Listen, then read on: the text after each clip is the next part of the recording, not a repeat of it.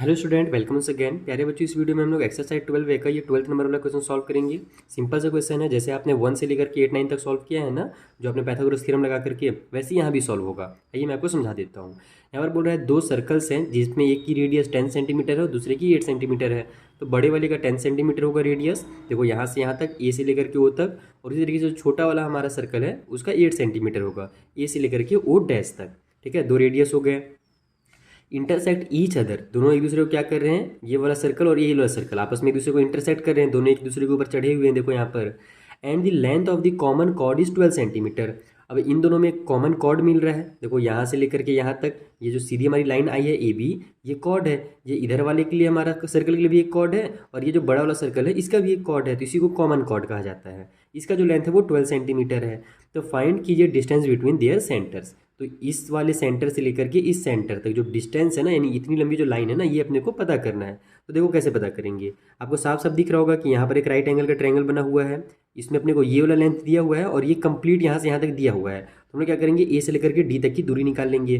तो हमारा ये दोनों साइड दे देगा, फिर वहाँ से हम लोग पाइथागोरस थ्योरम लगा करके ओ डी निकाल लेंगे। सेम टू सेम उसी वही काम हम लोग इधर भी करेंगे। राइट साइड वाले जो ट्रायंगल है ना, इसमें भी हमारा ए डी दिया हुआ हमने निकालना पड़ेगा। हमारा ए ओ जो है, यानी ए डैश ओ, ये हमको दे दिया गया क्वेश्चन में 8 सेंटीमीटर। तो हमारा जब ये दोनों मिल जाएगा तो फिर हम लोग यहाँ से ये डी ओ निकाल लेंगे और फिर कंप्लीट दोनों को ऐड कर देंगे। तो इस दूरी से, यानी इस वाले पॉइंट से लेकर के इस पॉइंट तक अपने को डिस्टेंस मिल जाएगी। आइए मैं आपको कॉपी में से डिटेल में सॉल्व करना सिखा देता हूँ। तो देखो, सबसे पहले आप क्या करो, इस तरीके से सर्कल ड्रॉ कर लो। मैंने यहाँ ड्रॉ कर लिया है, आपके समझने के लिए मैंने इसमें 10 सेंटीमीटर और यहाँ पर 8 सेंटीमीटर लिख दिया है। हमारे पास जो गिवन है वो पहले मैं लिख लेता हूँ कि क्या क्या दिया हुआ है भैया। तो ए ओ अपने को दिया हुआ है 10 सेंटीमीटर। ठीक है, साथ ही साथ हमें ए ओ डैश जो है ये दिया हुआ है 8 सेंटीमीटर। ओके, साथ ही साथ अपने को बोला गया है कि जो कॉमन कॉर्ड है, जैसे कॉर्ड के नाम अगर मैं ए बी रखता हूँ, तो हमारा जो ए बी है ये अपने को दिया हुआ है 12 सेंटीमीटर। ठीक, हम क्या जानते हैं, एक रूल हमने पढ़ा है पिछले पूरे एक्सर में, पिछले पूरे क्वेश्चंस में, कि जब कभी भी हमारे सेंटर से कोई लाइन गुजरता है जो कॉर्ड में जाता हो परपेंडिकुलर, यानी एकदम 90 डिग्री का एंगल बनाते हुए जब कॉर्ड से टकराता है, तो कॉर्ड को क्या करता है, वो बाइसेक्ट कर देता है। यानी कि देखो, इधर से भी मेरा लाइन आ रहा है, इधर से भी एकदम सीधा लाइन आ रहा है, यानी जो मेरा ए बी है ना, ये क्या हुआ, यहीं पर बाइसेक्ट हो गया है, यानी ए डी और बी डी मेरे बराबर हैं। तो हमको क्या करना है, ऊपर वाली लाइन से मतलब है, ए डी से मतलब है, तो यहाँ पर हम लोग ए डी निकालने के लिए क्या करेंगे, इसको बाइसेक्ट कर देंगे, यानी 12 का आधा कर देंगे। तो 12 का आधा कितना होता है, 6 सेंटीमीटर होता है। यहाँ पर आप लोग चाहो तो वो रूल को लिख सकते हो, वो थियरी जो हमारा थियरम है, नहीं भी लिखोगे तो भी चलेगा। तो हमारा ए डी जो है वो 6 सेंटीमीटर निकल गया। अब यहाँ पर आप लोग लिखो, इन राइट एंगल ट्रायंगल, हमारा जो कौन सा है, ए डी ओ जो है, ये वाला जो हमारा ट्रायंगल है, इसमें देखते हैं। तो in right angle triangle A D O dash, अब इसमें क्या क्या हमारे पास है, तो ए डी अपने को मिल गया यहाँ से 6 सेंटीमीटर। तो हम लोग क्या करेंगे, इसमें पाइथागोरस का थ्योरम लगा देंगे। तो पाइथागोरस का थ्योरम क्या होता है, ये वाली जो हाइपोटेन्यूज है इसकी स्क्वायर इक्वल होती है इन दोनों के स्क्वायर के सम के बराबर। यही रूल है हमारा।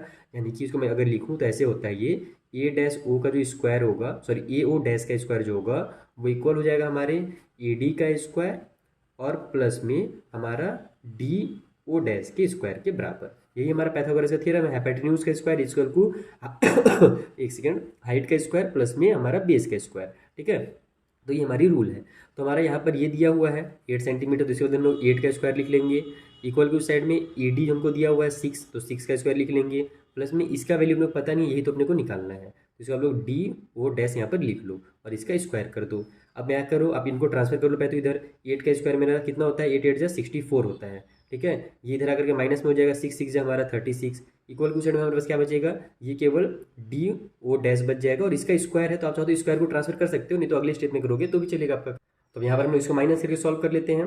4 में से 6 माइनस हो सकता है, 14 में से 6 माइनस होगा तो 8 आ जाएगा। यहाँ 5 बचा बोरो देने के बाद, तो 5 में से 3 माइनस होगा तो 2 आएगा, तो 28 आ गया। अब स्क्वायर को इधर ट्रांसफर करेंगे तो क्या होगा, ये मेरा रूट में आ जाएगा। इक्वल टू साइड में मेरे पास केवल डी ओ डैश बचेगा, और यही तो अपने को निकालना है, स्क्वायर तो निकालना नहीं है। ठीक है, तो अब यहाँ पर देखो 28 जो होता है इसके रूट कितने होते हैं, तो 2 × 7 होता है, 2 2 जा 4, 4 7 जा हमारा होता है 28। तो इसको भी जब हम लोग रूट से बाहर निकालेंगे तो ऐसे निकालेंगे, देखो 2 × 7 equal to D O dash. तो यहाँ से हमारा देखो 2 का पेयर बन रहा है, तो 2 बाहर निकल जाएगा और 7 अंदर ही रह जाएगा। तो इसको आप लोग डायरेक्ट ऐसे लिख सकते हो कि जो मेरा डी ओ डैश है वो कितना है भैया, तो वो मेरा यहाँ से 2 से बाहर निकल गया, तो 2 बाहर लिख लो और रूट के अंदर 7 लिख लो, तो 2√7 सेंटीमीटर है। कहाँ से कहाँ तक की दूरी, यहाँ से यहाँ तक की दूरी जो है वही हमने निकाली 2√7। अब हम लोग क्या करेंगे, इधर वाला ट्रायंगल उठाएंगे, ए डी ओ उठाएंगे। अब डैश वगैरह का टेंशन कुछ नहीं है, तो अब यहाँ पर आप लिखो in right angle triangle A D O. अब इधर वाले ट्रायंगल में भी सेम वही रूल लगेगा, हमारा जो ए ओ का स्क्वायर होगा ए ओ का जो स्क्वायर होगा वो इक्वल हो जाएगा हमारे ए डी के स्क्वायर और प्लस में ओ डी के स्क्वायर के बराबर। ठीक, तो हमारा ए ओ कितना है इस बार 10 है तो 10 का स्क्वायर, ए डी कितना है तो ए डी हमारे पास 6 है तो 6 का स्क्वायर, फिर हमारे पास ओ डी तो अपने को निकालना है तो ओ डी का स्क्वायर कर लो। ये 10 का स्क्वायर हो जाएगा 100 माइनस में ये इधर आकर के हो जाएगा 36 इक्वल टू साइड में ओ डी का स्क्वायर बचेगा। 100 में से 36 माइनस करेंगे कितना आ जाएगा हमारा, 100 में से 30 माइनस होता तो 70 आ जाता, 6 और माइनस करेंगे तो हमारा आ जाएगा कितना, सॉरी एक सेकेंड, कितना होता 70 होता ना, तो 6 और माइनस करेंगे तो 64 होगा। हाँ, तो 64 इक्वल टू हमारा हो जाएगा ओ डी का स्क्वायर। अपने को तो स्क्वायर चाहिए नहीं, ओ डी चाहिए केवल, तो यहाँ से हम लोग क्या करेंगे स्क्वायर को ट्रांसफर करेंगे तो ये रूट में आ जाएगा 64 इक्वल टू ओ डी। अब रूट 64 है तो इसको निकालना आसान है क्योंकि हम लोग जानते हैं 64 जो होता है वो 8 का स्क्वायर होता है, तो इसको हम डायरेक्ट ऐसे लिखो 8 × 8 इक्वल टू ओ डी। तो यहाँ से हमारा ये निकल जाएगा O D equal to 8 centimetre. ठीक है ना, रूट में हमारे 2 बार पेयर बन गया तो वो बाहर निकल जाएगा, रूट के अंदर बचने की जरूरत कुछ है नहीं पिछले बार की तरह। तो ओ डी की वैल्यू हमारी 8 सेंटीमीटर निकल गई। अब यहाँ पर आप लिखो direct distance between the centre, पूरा लिख लेना, मैं शॉर्टकट नंबर डिस्टेंस लिख देता हूँ। तो डिस्टेंस निकालने के लिए हम लोग क्या करेंगे, इस वाले ओ डी को और डी ओ डैश को ये दोनों को आपस में ऐड कर देंगे, और वो लिख भी सकते हो इस तरीके से कि O D plus D O dash equal to हो जाएगा हमारा 8 सेंटीमीटर और प्लस में इसका वैल्यू है 2√7। तो ये दोनों आपस में तो ऐड होंगे नहीं, ये रूट वाली वैल्यू हमारी है, तो बस यही इसका फाइनल आंसर हो जाएगा। और चूंकि ये समय हमारे सेंटीमीटर में थे तो ये लास्ट में हमारा सेंटीमीटर आप जरूर लिखना, नहीं तो इसके लिए भी नंबर कट कर दिए जाते हैं। तो इस तरीके से आपको क्वेश्चन नंबर 12 को सॉल्व करना था। है बहुत ही सिंपल सा क्वेश्चन, बस दिख बड़ा रहा है, थोड़ा नया टाइप से है, लेकिन जब आप सॉल्व करोगे तो बहुत आसानी से सॉल्व हो जाएगा। अब मिलते हैं हम लोग नेक्स्ट वीडियो में, तो जो आगे क्वेश्चन है ना उनको मैं आपको इसी तरीके से सिंपल मेथड में सॉल्व करना सिखा दूंगा। Thank you for watching.